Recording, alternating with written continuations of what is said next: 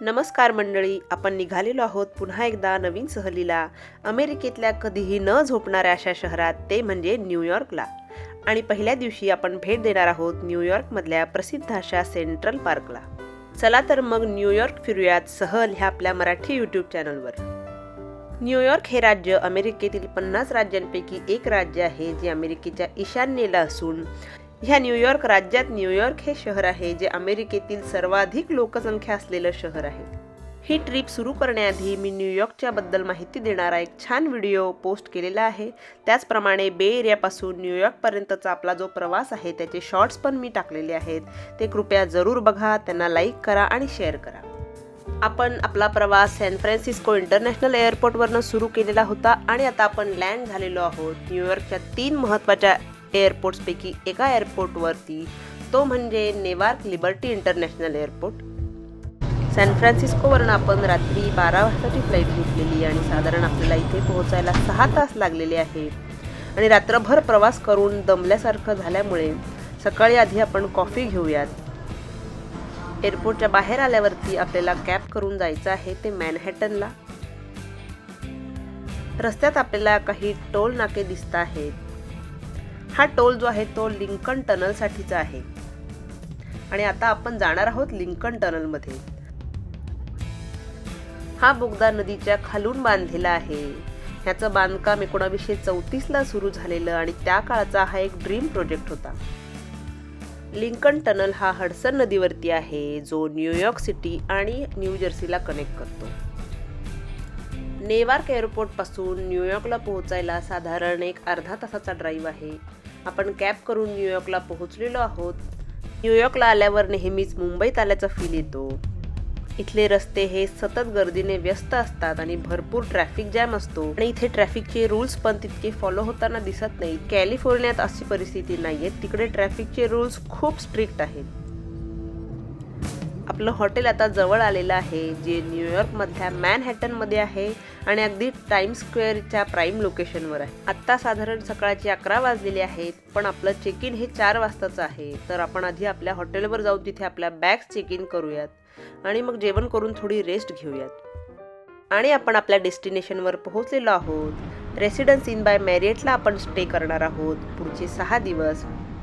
या हॉटेलच्या आजूबाजूला बऱ्याच मोठ्या ब्रँड्सची दुकानं आहेत, बरीच छोटे मोठे रेस्टॉरंट्स पण आहेत. टाइम्स स्क्वेअरवरचं हे रेसिडेन्स इन खूप डिमांडिंग असतं, कारण इथे टाइम्स स्क्वेअरचा प्राईम लोकेशन तर आहेच, पण ह्याच्या एका बाजूला एम्पायर स्टेट बिल्डिंगचा व्ह्यू दिसतो. इथले रेट्स आहेत $500 पर नाईट पर रूम, ज्यात मॉर्निंग ब्रेकफास्ट इन्क्लुडेड आहे. आता आपण आपल्या बॅग्स चेक इन केलेले आहेत, कारण बॅग्स घेऊन फिरणं अवघड आहे आणि ते अनसेफ पण आहे.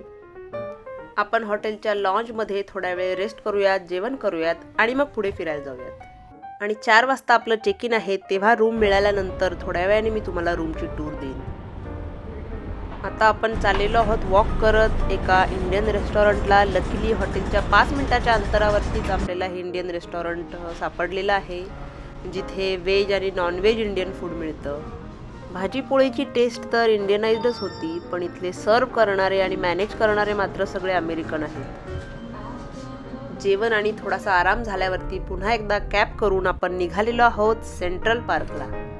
आजूबाजूला सगळ्या उंच उंच अशा बिल्डिंग्स आहेत आणि रस्त्याने भरपूर ट्रॅफिक आहे. आज भरपूर ऊन पण आहे, त्यामुळे एक कोन आईस्क्रीम तर मस्ट आहे. हे आईस्क्रीम ट्रक आपल्याला न्यूयॉर्कच्या रस्तोरस्ती दिसतात. कॅबने आपल्याला जरा अलीकडे सोडल्यामुळे थोडा रस्ता आपल्याला चालत जावा लागणार आहे. चला न्यूयॉर्कचे रस्ते आणि बिल्डिंग्स बघूयात.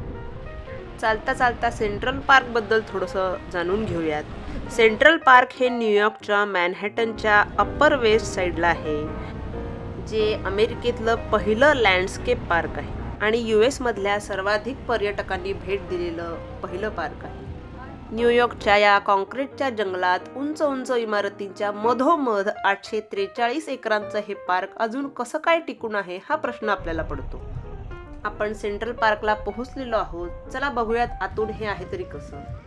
हे पार्क फार जुनं आहे. 1858 मध्ये हे लोकांसाठी उघडण्यात आलेलं. आतमध्ये बरेच वॉकिंग ट्रेल्स आहेत, पार्क्स आहेत, एक झू पण आहे. पार्कच्या एंट्री पॉइंटवरती आणि रस्त्यावरती बरेच छोटी मोठी दुकानं आहेत. सेंट्रल पार्कमध्ये अनेक बॉलिवूड आणि हॉलिवूड मूवीजचं शूटिंग झालेलं आहे. कल हो ना हो, कभी अलविदा ना कहना, त्याचप्रमाणे English Vinglish, Anjana Anjani, My Name Is Khan ह्या बॉलिवूड मूवीजमध्ये आपल्या सेंट्रल पार्क बघायला मिळतो. त्याचप्रमाणे Home Alone 2, When Harry Met Sally, Avengers अशा शेकडो हॉलिवूड मूवीजमध्ये सेंट्रल पार्कचे लोकेशन्स आहेत. 1970च्या दशकात सेंट्रल पार्क हे दुर्लक्षित झाल्यामुळे हे गुन्हेगारीचं केंद्र बनलेलं. त्यामुळे सामान्य लोकांसाठी त्या काळी हा एरिया फार असुरक्षित होता. पण न्यूयॉर्कमधल्या सामान्य जनतेला त्यावेळी शहराच्या मधोमध असलेलं हे निसर्गरम्य ठिकाण हवं होतं. त्यामुळे त्यांनी एकत्र येऊन त्यावेळी एका कन्झर्वेटरीची स्थापना केली आणि हे एवढं मोठं पार्क त्यावेळी त्यांनी गुन्हेगारीपासून आणि रिअल इस्टेट डेव्हलपमेंटपासून सुरक्षित ठेवलं. हा आहे ह्या पार्कमधला प्रसिद्ध असा बेथेस्डा फाउंटन, जो 26 फूट इतका उंच आहे. फाउंटनच्या एक्झॅक्ट मागे हा छोटासा लेक आहे, जिथे आपण बोटिंग पण करू शकतो. फाउंटनच्या एक्झॅक्ट समोर असलेल्या भागाला बेथेस्डा टेरेस असं म्हणतात. ही टेरेस 2 लेवलमध्ये आहे. कल हो ना होच्या टायटल सॉन्गमध्ये आपल्याला हा एरिया बघायला मिळतो. त्याचप्रमाणे हॉलिवूडमध्ये the Avengers, Stuart little 2, one fine day, home Alone 2 ह्या मूवीजमध्ये पण आपल्याला हा एरिया बघायला मिळतो. बेथेस्डा टेरेस ही या पार्कमधला सर्वात लोकप्रिय आकर्षणांपैकी एक आहे. उर्वरित पार्क हा जरी निसर्गरम्य असला तरी हा बेथेस्डा फाउंटन आणि बेथेस्डा टेरेस हे आर्ट आणि वास्तुशास्त्राचं एक उत्तम उदाहरण आहे.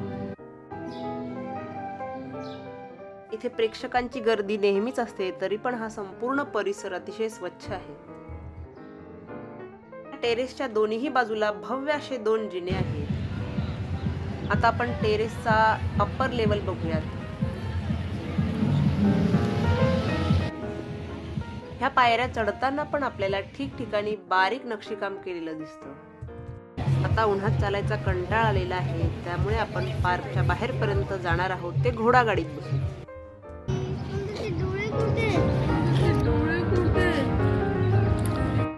वरतून कारंजाचा आणि टेरेसचा व्ह्यू हा असा दिसतो.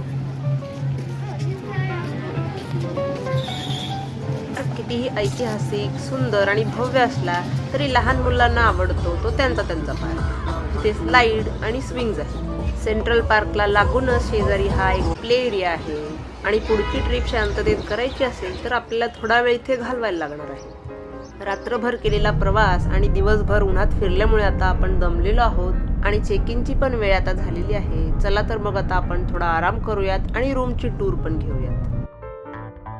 आपण इथे 2 रूम्स बुक केलेल्या आहेत आणि मगाशी सांगितल्याप्रमाणे इथला रेट $500 पर रूम पर नाईट असा आहे, ज्यात टॅक्स पण इन्क्लुडेड आहे. रेसिडेन्स इन चूज करण्याचं महत्त्वाचं कारण म्हणजे इथे प्रत्येक रूममध्ये एक छोटंसं किचन आहे. लहान मुलं बरोबर असताना आपल्याला थोडाफार स्वयंपाक करण्याची फ्लेक्झिबिलिटी आहे, कारण आठवडाभर काही आपण पिझ्झा आणि बर्गर खाऊन राहू शकत नाही. या रूममध्ये एक डिशवॉशर आहे, एक फ्रीज आहे, कॉफी मेकर, त्याचप्रमाणे मायक्रोवेव्ह आहे, काही ग्लासेस, कप्स, जेवणासाठी प्लेट आणि स्पून्स पण दिलेले आहेत.